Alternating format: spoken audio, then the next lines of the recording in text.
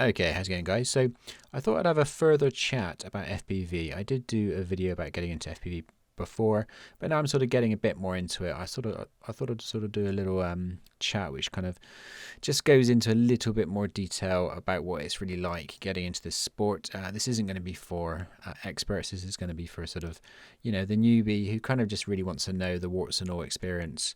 And what to expect. So just a few bits of advice I can sort of pass down to like beginner me. I've only been doing this a few months, so I'm not an expert, but just recently I've been putting a bit of time into getting, pushing myself and getting better at flying the quad.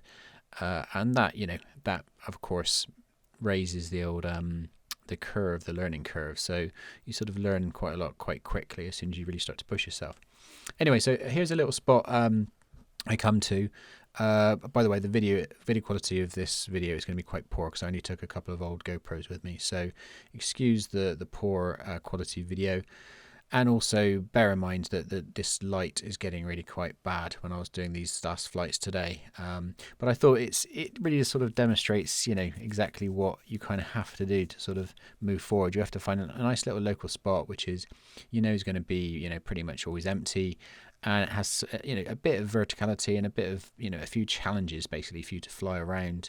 And this place has a lot of challenges, certainly lots of archways, hard walls to fly into, loads of scraggle and thorns and nasty bits and bobs, and tons of dog poop as well, unfortunately. So yeah, it does have its fair share of interesting flying challenges. Anyway, so what I thought I'd do is just go through a few things that I would recommend. So first thing, if you are getting into this, do not spend much money on your first performance sort of 5-inch quad. Expect you're going to break it, expect to crash it, and you expect to repair it or possibly just total it and get another one. So just don't spend too much on your first quad. Secondly, buy lots of props because you will get through them. Now, like I said, I'm trying to push myself at the moment. So I crashed about 8 or 9 times today, a couple of them quite bad crashes. The quad's still flying, but I got through about 5 props today in over about sort of 10 batteries worth. So yeah, I mean, like I said, I'm at that area at the moment where I'm really trying to push myself, and that just comes with crashes. If you're not crashing, you're not learning, basically. So just kind of expect that. Thirdly, I would definitely say get a beeper, because a few times today, if I didn't have a beeper, I would not have got my quad back. I know obviously you can look back at the footage. If you've got your SD card in your goggles, you can look back at the footage and you get a pretty good idea where it is. But sometimes, like I crashed once today in the middle of a huge bush, and in the footage it was a big blurry mess, and then all of a sudden loads of thorns. And I knew roughly where it was. But without the beeper, I would not have been able to pinpoint it out. And I've even been like sticking, brightly coloured stickers and stuff on my drone just to help me kind of spot it. It's got like fluorescent reflective stickers on it, so that if I shine my torch in the dusk, it will reflect back. That helps as well. But yeah, a beeper, something that has its own battery, so that if the battery jettisons on crash, which often happens, then it still has its own beeper. It senses it's been disconnected, and after a few seconds it starts to do a very loud annoying beep, so you can find your quad. And also you can turn it on and off from your controller as well if you set up properly. So definitely get a beeper, honestly. Another thing I would say, make sure you put everything that you fly with and everything that you need, tools, spare props, everything that you might possibly need, into one bag. Ideally, it doesn't need to be a purpose-built FPV bag. I just use various bags, but I tend to swap bags quite a lot, and because of that, I have a lot of issues with just forgetting one little thing. And today I forgot my neck strap, and I'm used to always having my RC hanging from my neck, and so my neck supports it, and then my fingers just do all the control work. So I actually was flying a lot worse today simply because I forgot my neck strap. And the same day today, my mate came out flying with me, and he forgot the cable which powers your goggles. And that's another thing that's very easy to forget, is the cable that powers your goggles. You remember the damn batteries for the goggles, but then you misplace the cable that plugs into the goggles. So we had to drive back to his house to grab that. And yeah, so that's some of the things that I would say always try to bear in mind put everything in one bag so it's all together, because there's loads of little bits that you kind of forget that you might need and then you do need, and then you end up just having a wasted trip so you can't fly. Get a beeper on your drone, definitely. Buy lots of props and don't spend too much money on your first quad and expect to break your first quad. I'm amazed that mine is still going. I've crashed it so many times. I've replaced one arm and a few bits and bobs, but I am absolutely amazed that it is still going, because I've got a nasty scar down the lens on one side, but I've had some pretty serious crashes and it's still flying. So hats off to the iFlight DC5, because it doesn't look like a tough quad, but it actually has done a really good job of hitting a lot of walls with me, and it's still flying. So there you go.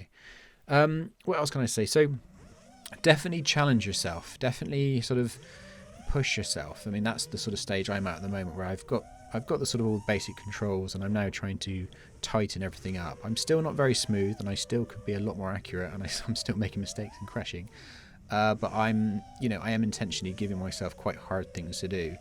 Not like insanely difficult tricks or anything, but just string a bunch of different gaps together and keep it going, keep revolving and spinning and doing all these different things. I'm not really kind of like trying to do tricks. I'm just trying to do lots of movements and then still have control over the drone, whether it be upside down, back to front, or what have you. So, and like I said, stringing together lots of sort of different moves, down, up, left, through gaps, all that kind of thing. Like I say, I've still got a lot to learn, but that's kind of what I'm doing at the moment. And also, I would say, make sure you do a lot of flights. If you normally fly with the GoPro on, I think be quite happy about flying without a GoPro and just flying for the sake of flying, because I definitely just recently I've started flying more without my GoPro on, and I've got like various different GoPros, but when I'm trying to get cinematic footage, I normally use the Hero 8.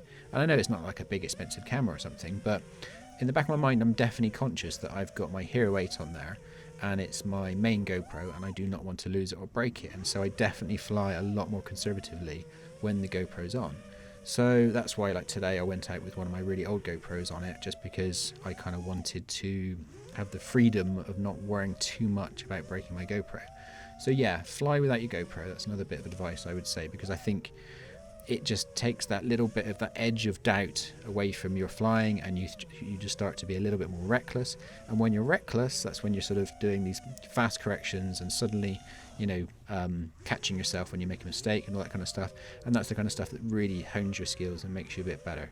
But like I say, I'm not trying to talk as if I'm any expert. I'm definitely not an expert. I've only been doing this for a few months, but I just wanted to sort of talk about my experience and put together just a few tips for people that are kind of just in that point where they're just getting control of their craft, or they're just thinking about getting into this hobby or sport or whatever. So just some thoughts on that. And as you can tell, this is my level. It's a bit all over the place, but I do enjoy this little spot because it's generally empty, and I normally arrive with a mate who also flies, and so we try to push each other a little bit and try to get better. But I'm certainly looking forward to the upcoming months with summer coming up, getting better and better and better, getting more and more control, more tighter sort of control of my drone, and actually be able to put it exactly where I want it consistently, because I definitely do not have a lot of consistency at the moment, but I am getting a little bit more accuracy and a bit more general control.